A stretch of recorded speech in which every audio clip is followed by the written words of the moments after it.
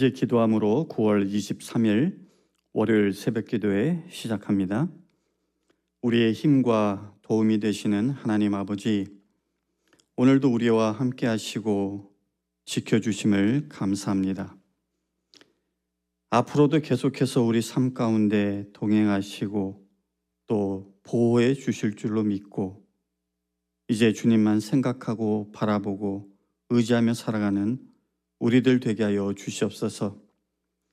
이 시간 우리의 마음을 주님의 빛으로 비춰주셔서 우리 안에 있던 어두움이 사라지게 하시고 믿음과 소망을 붙들고 힘들고 어려운 환경 속에서도 거뜬히 이겨내며 그렇게 살아가는 믿음의 백성들 되게 하여 주시옵소서.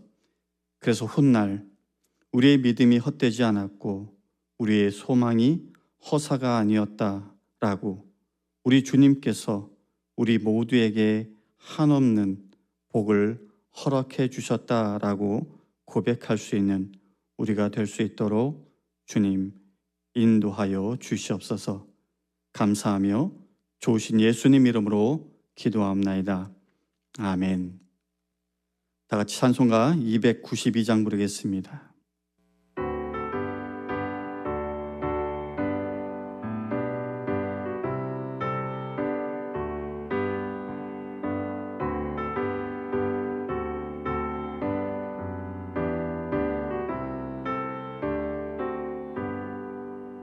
주 없이 살 수 없네 죄인의 구주여 그 귀한 몸의 피로 날 구속하소서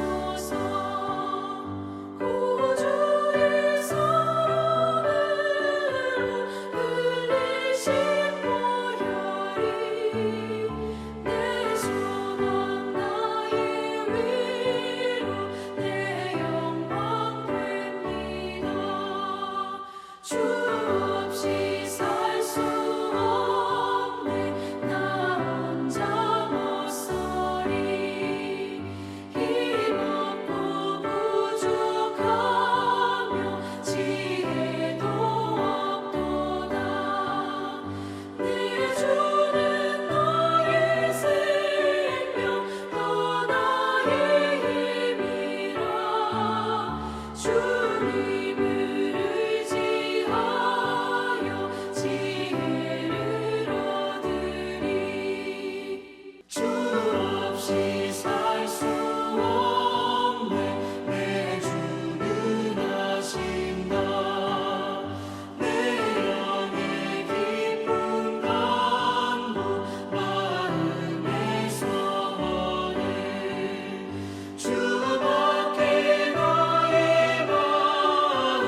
위하여 주리요 내 마음 위로하사 영원케 하시네 주 없이 살 수 없네 세월이 흐르고 이 깊은 고독 속에 내 생명 끝나도 사나운 풍랑일 때 날 지켜주시니 내 곁에 계신 주님 늘 힘이 됩니다. 아멘. 오늘 우리에게 주시는 하나님의 말씀은 히브리서 11장 32절에서 40절까지의 말씀입니다. 제가 봉독합니다. 내가 무슨 말을 더하리요? 기드온, 바락, 삼손, 입다, 다윗 및 사무엘과 선지자들의 일을 말하려면 내게 시간이 부족하리로다. 그들은 믿음으로 나라들을 이기기도 하며 의를 행하기도 하며 약속을 받기도 하며 사자들의 입을 막기도 하며 불의 세력을 멸하기도 하며 칼날을 피하기도 하며 연약한 가운데서 강하게 되기도 하며 전쟁에 용감하게 되어 이방 사람들의 진을 물리치기도 하며 여자들은 자기의 죽은 자들을 부활로 받아들이기도 하며 또 어떤 이들은 더 좋은 부활을 얻고자 하여 심한 고문을 받되 구차히 풀려나기를 원하지 아니하였으며 또 어떤 이들은 조롱과 채찍질뿐 아니라 결박과 옥에 갇히는 시련도 받았으며 돌로 치는 것과 톱으로 켜는 것과 시험과 칼로 죽임을 당하고 양과 염소의 가죽을 입고 유리하여 궁핍과 환난과 학대를 받았으니 이런 사람은 세상이 감당하지 못하니라. 그들이 광야와 산과 동굴과 토굴에 유리하였느니라. 이 사람들은 다 믿음으로 말미암아 증거를 받았으니 약속된 것을 받지 못하였으니 이는 하나님이 우리를 위하여 더 좋은 것을 예비하셨은즉 우리가 아니면 그들로 온전함을 이루지 못하게 하려 하심이라. 하나님의 말씀입니다.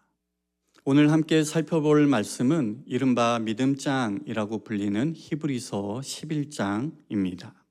이렇게 시작을 하고 있어요. 1절, 2절에 보니까 믿음은 바라는 것들의 실상이요 보이지 않는 것들의 증거니 선진들이 이로써 증거를 얻었느니라. 그런데 왜 이렇게 번역이 좀 어렵게 되었나 잘 모르겠는데 새 번역을 한번 봤습니다. 이렇게 나와요. 믿음은 바라는 것들의 확신이요 보이지 않는 것들의 증거입니다. 선조들은 이 믿음으로 살았기 때문에 훌륭한 사람으로 증언되었습니다. 앞선 개역 개정보다는 조금 나은 것 같기는 한데 마지막에 훌륭한 사람으로 증언되었다. 이게 또 무슨 뜻인지 좀 헷갈려요. 해서 공동 번역을 보니까 이렇게 나옵니다. 믿음은 우리가 바라는 것들을 보증해 주고 볼 수 없는 것들을 확증해 줍니다. 옛 사람들도 이 믿음으로 하나님의 인정을 받았던 것입니다. 적어도 이 1절, 2절만큼은 공동 번역이 제일 이해하기 쉬운 것 같습니다. 아무튼 이 11장 4절 이하에 이제 선진들, 옛사람들이 어떻게 믿음으로 그 하나님의 인정을 받았는가, 그 신뢰가 쭉 이렇게 소개되어 있는데요. 아벨로부터 시작해서 모세, 심지어는 출애굽 사건과 관련하여 기생 라합까지 그 믿음의 선조들의 이름과 그리고 그 믿음의 모습들이 설명되고 있습니다. 그런데요, 오늘 봉독한 본문을 그 전에 단락들과 이렇게 비교해 보니까 한 가지 차이점이 있는 것을 확인하게 돼요. 특별히 문체면에서 그 구별되는 부분이 있는데 앞에서는 믿음으로 모세가 이러이러했다, 믿음으로 기생 라합이 이렇게 살았다라는 식으로 개인별 어떤 신앙 보고를 하고 있다라고 한다면 오늘 봉독한 이 본문은 누가 어떤 믿음으로 인정받았는지 그 이름들은 언급하지 않고 있고요. 직접 말하지 않고 있고 그들과 관련된 어떤 사건들이나 행위들을 가지고 간략하게 언급하고 있습니다. 해서 보면은 33절에 그들은 믿음으로 이렇게 시작을 하고 있어요. 그럼 그들이 누구인가? 32절에서 힌트를 얻을 수가 있죠. 기드온, 바락, 삼손, 입다, 다윗, 사무엘, 그리고 복수형의 선지자들. 이 자들은 사사시대와 왕정시대를 배경으로 하고 있는 사람들인데 아무튼 이 때문에 원래 기쁨의 언덕으로에 나오는 본문의 시작은 33절이었지만 제가 32절을 추가해서 봉독한 것입니다. 아무튼 개인적으로는 엘리야, 엘리사 같은 그 선지자를 여기에는 개인적으로 소개하지 않고 있고 선지자들로 그렇게 뭉뚱그려서 말하는 것이 조금은 놀랍고 다니엘도 따로 언급하지 않고 있다라는 점에서 좀 의아한 부분이 있기는 하지만 그러나 이제 본문의 내용을 살펴보면은 그들이 간접적으로 나오고 있다라는 것을 알 수가 있습니다. 이제 우리가 본문을 함께 살펴볼 텐데요. 오늘은 약간 성경 퀴즈식으로 말씀을 나눌까 싶습니다. 그렇다고 제가 질문을 드리고 또 답을 생각할 시간을 드릴 수는 없기 때문에 각 구절을 보면서 거기서 말하는 그 믿음의 사람들이 누구인가 이런 것을 스스로 한번 답해 보시면서 말씀을 들으시면 좋겠어요. 먼저 33절입니다. 그들은 믿음으로 나라들을 이기기도 하며 의를 행하기도 하며 약속을 받기도 하며 사자들의 입을 막기도 하며. 자, 누가 떠오르세요? 우선 믿음으로 여러 나라를 정복한 자들. 기드온, 바락, 삼손, 입다, 사무엘, 다윗 이 모두가 침략자를 물리치거나 정복한 자들이죠. 특별히 기드온 300여 명의 작은 병력으로 미디안과 바알 숭배의 횡포로부터 이스라엘을 구출해냈고 바락은 드보라와 연합하여서 시스라와 블레셋을 물리쳤죠. 그 밖에도 너무나 많이 있습니다. 하나님의 약속 생각해보면 사사이자 선지자였던 사무엘이 하나님의 약속을 받아서 사울과 다윗에게 기름을 붓고 그렇게 왕정시대를 여는데 초석을 놓았다라는 것을 우리는 알고 있어요. 또 사자들의 입을 막았다. 이것은 사자의 굴에서 살아나온 다니엘을 생각하게 하는데요. 아무튼 이런 모든 일들이 모두가 믿음으로 된 것이다 라고 얘기하고 있는 겁니다. 34절로 가겠습니다. 불의 세력을 멸하기도 하며 칼날을 피하기도 하며 연약한 가운데서 강하게 되기도 하며 전쟁에 용감하게 되어 이방 사람들의 진을 물리치기도 하며. 다니엘의 세 친구 누구예요? 사드락, 메삭, 아벳느고. 이 친구들이 느부갓네살의 그 활활 타는 불가마에서 빠져나온 그 사건. 또 엘리야는 아합과 이세벨의 칼날을 피해야만 했고 삼손은 여자의 유혹에 빠져서 무력하게 되었다가 믿음으로 힘을 다시 얻어서 블레셋 사람들에게 복수한 그 내용을 우리가 생각해 볼 수 있습니다. 전쟁의 영웅 다윗을 빼놓을 수가 없을 것입니다. 35절과 36절을 보면은 여자들은 자기의 죽은 자들을 부활로 받아들이기도 하며 또 어떤 이들은 더 좋은 부활을 얻고자 하여 심한 고문을 받되 구차히 풀려나기를 원하지 아니하였으며 또 어떤 이들은 조롱과 채찍질 뿐 아니라 결박과 옥에 갇히는 시련도 받았으며. 먼저 35절은 부활에 대한 믿음을 소개하는 구절이라고 할 수 있습니다.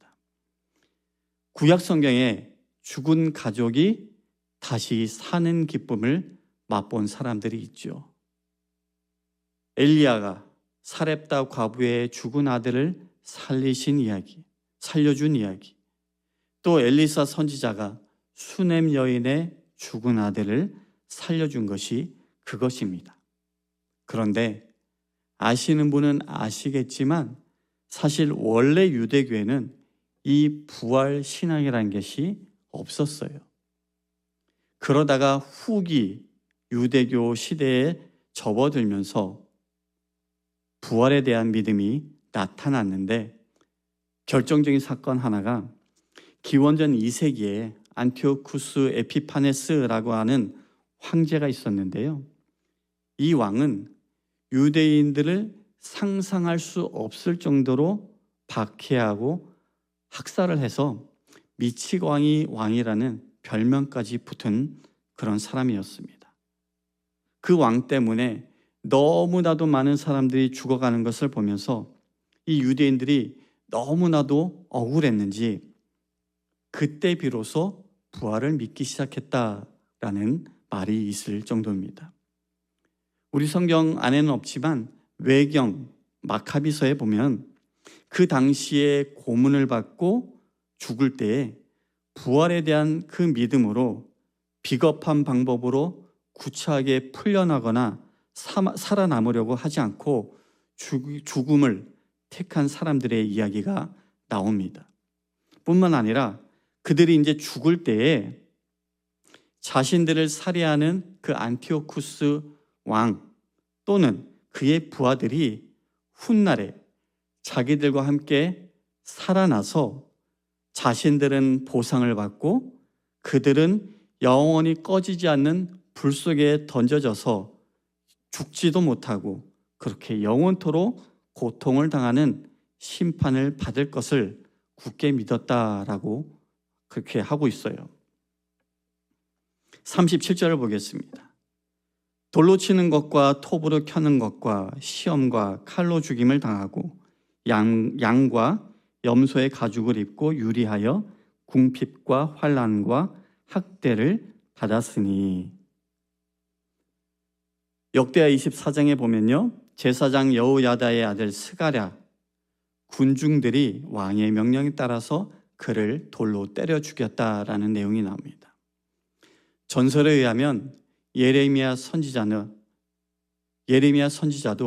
돌에 맞아 죽었다라고 하고 있고요. 이사야는 톱에 잘려 죽었다라는 전승이 있죠. 그 밖에 많은 자들이 집도 없이 유랑 생활을 하고 가난으로 고통받고 많은 사람들로부터 가혹한 학대와 부당한 대우를 받는 등 그렇게 그들의 믿음의 길이 험난했지만 그럼에도 그들은 믿음으로 세상과 맞섰다라고 증언하는 것이 이 37절의 내용입니다. 38절도 그와 비슷한 내용일 수 있는데 저자는 광야와 산과 동굴과 토굴에 유리한 것도 믿음으로 산 자들의 증거라고 말하고 있어요. 그러면서 39절 40절에 이렇게 마무리를 합니다. 이 사람들은 다 믿음으로 말미암아 증거를 받았으나 약속된 것을 받지 못하였으니 이는 하나님이 우리를 위하여 더 좋은 것을 예비하셨은즉 우리가 아니면 그들로 온전함을 이루지 못하게 하려 하심이라. 좀 어려운데요.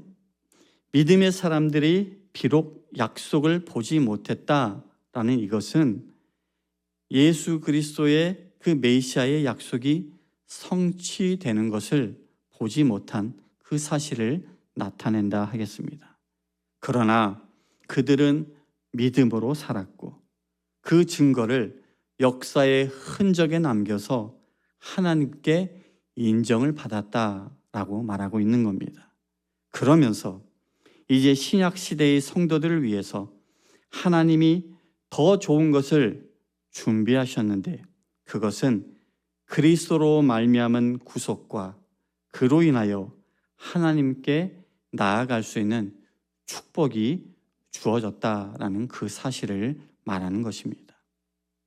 오늘 말씀을 정리하겠습니다. 오늘 본문을 포함한 11장은 여러 인물들의 믿음의 모습을 통해서 믿음이란 어떤 것인가를 말하고 있어요. 내가 생각하고 정의하는 믿음이 이와 같은지 아니면 어떤 면에서 다른지 한번 생각해 보시길 바랍니다. 오직 의인은 믿음으로 산다라고 한 것처럼 우리 성도들은 정말로 믿음으로 말미암아 살아가는 존재입니다. 이 사실을 부인하지 않는다면 우리는 세상에서 믿음으로 능력 있고 영향력 있는 그런 삶을 살아가야 하고 또한 믿음으로 소망을 가지고 어떤 상황도 인내하며 견딜 수 있어야 합니다. 온전한 믿음의 삶을 통하여 하나님께 인정받고 칭찬받는 우리 모든 성도님들 되시기를 주님의 이름으로 간절히 축원합니다. 기도하겠습니다. 살아계신 하나님, 우리들 믿음으로 살아가길 원합니다. 믿음의 조상들이 보여준 그 모습을 본받게 하셔서 우리들도 믿음으로 견디고 인내하고 승리하는 그런 하나님의 사람 되게 하여 주시옵소서. 혼탁한 세상에서 믿음으로만 살아서 하나님께 인정받고 칭찬받는 우리 모두가 될 수 있도록 주님 도와주시옵소서. 이제는 우리 주 예수 그리스도의 은혜와 하나님의 한량없는 사랑과 성령님의 감화 감동 교통 역사하심이 다시 한번 새로운 믿음의 결단으로 살아가는 모든 성도님들 머리 위에 지금부터 영원까지 함께 하시기를 간절히 축원하옵나이다. 아멘.